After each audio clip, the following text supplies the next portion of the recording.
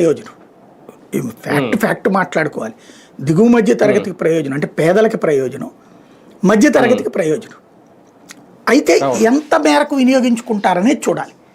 మధ్య తరగతి వాళ్ళు బస్సులోనే వెళ్తారు.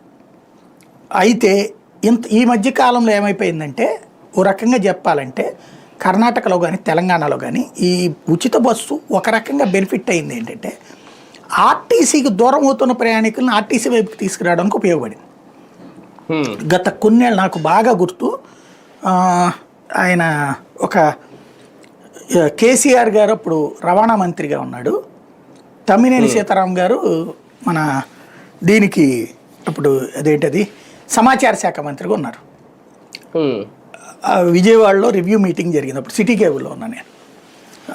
ఆ టైంలో నేను అప్పుడు చెప్పా, మీరు చిన్న బస్సులు కానీ లేదా 7 సీటర్ ఆటోల టైపులో పెద్ద కొనటం కానీ చేసి సింగిల్ డ్రైవర్ కాన్సెప్ట్లో పెట్టుకోవడం బెటర్ అండి అన్న.